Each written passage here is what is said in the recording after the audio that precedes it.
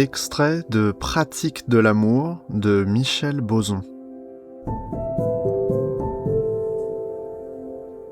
Dépendance et réciprocité, jalons de la réflexion sur l'amour en Occident. L'amour établit des liens entre les partenaires. Comment l'interdépendance se construit-elle ? Quelle place la réciprocité y joue-t-elle ?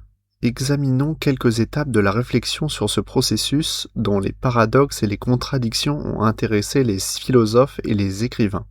Dans L'amour et la justice comme compétence, Luc Boltanski fournit des outils pour cette réflexion. Remontant aux formulations qu'en ont données les philosophes grecs de l'Antiquité et dans le prolongement de ses travaux sur le fondement du lien social, le sociologue envisage les principes des liens privés. 3 espèces d'amour sont ainsi distinguées. L'éros, la philia, l'agapé. L'éros, tel que Platon l'a envisagé, exprime un sentiment de privation et une volonté impérieuse d'acquérir l'objet ou l'être désiré. Il n'y a pas de réciprocité possible entre l'amant et l'être aimé, l'éraste et l'éromène, qui sont à tout point de vue différents et hiérarchisés. L'amant est attiré par la vertu ou la beauté de l'être aimé, et ce dernier, dans la tradition platonicienne, reçoit l'enseignement de l'amant. L'échange égalitaire est en revanche au fondement de la philia, décrite dans l'Éthique à Nicomaque d'Aristote. Cette sorte de bienveillance mutuelle, fondée sur une réciprocité stricte entre des amis, ne peut unir que des égaux et ne concerne pas la relation entre mari et femme. Dans l'agapé, en dernier lieu, qui prend racine dans le christianisme naissant, l'amour se présente comme un don gratuit, désintéressé, unilatéral, une sorte de bienveillance universelle, sans attente de réciprocité. Cette distinction entre 3 modèles peut être utilisée pour élaborer une grille de lecture des manifestations empiriques de l'amour. Une représentation de l'éros légèrement différente est proposée par les historiens Sandra Boehringer et Stefano Cacciagli, qui s'appuient sur la poésie chantée plutôt que sur la philosophie.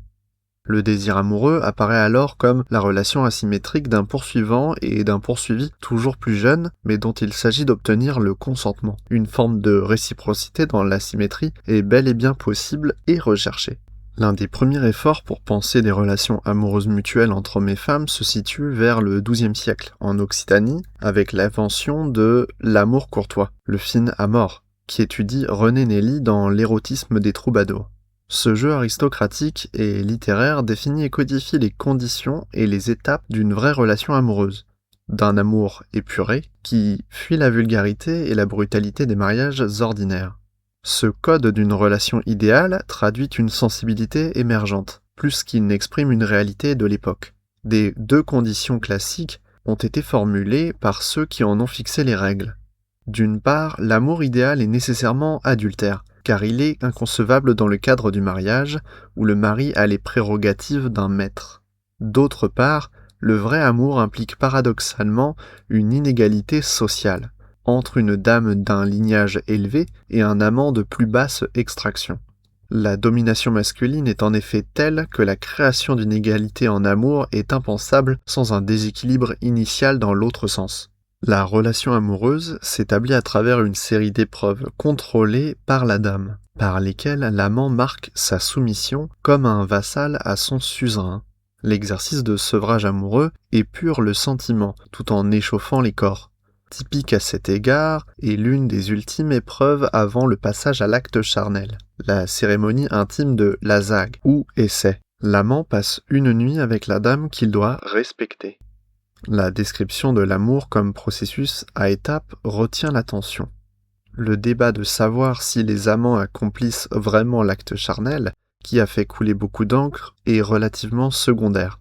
L'importance des épreuves qui permettent d'accéder à la dame donne de toute façon une grande valeur aux sentiments éprouvés, dans toutes ses composantes, y compris sexuelles.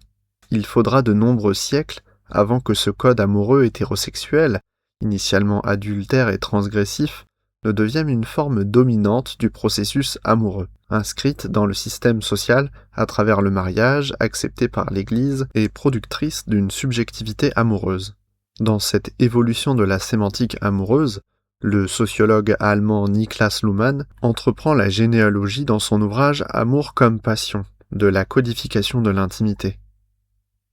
L'amour n'est pas appréhendé comme un sentiment, mais comme un code général de communication qui, au terme d'une longue évolution, a établi les bases de l'individualité contemporaine et d'un domaine de l'intimité dont le fonctionnement contraste radicalement avec le monde de l'anonymat et des relations interpersonnelles de la sphère publique. Dans l'histoire de cette sémantique, la codification a été tout d'abord entreprise en dehors de tout cadre établi et cette possibilité a dû être payée par des concessions dans la sémantique, avant tout par l'aveu du caractère déraisonnable, illusoire, instable de ces relations.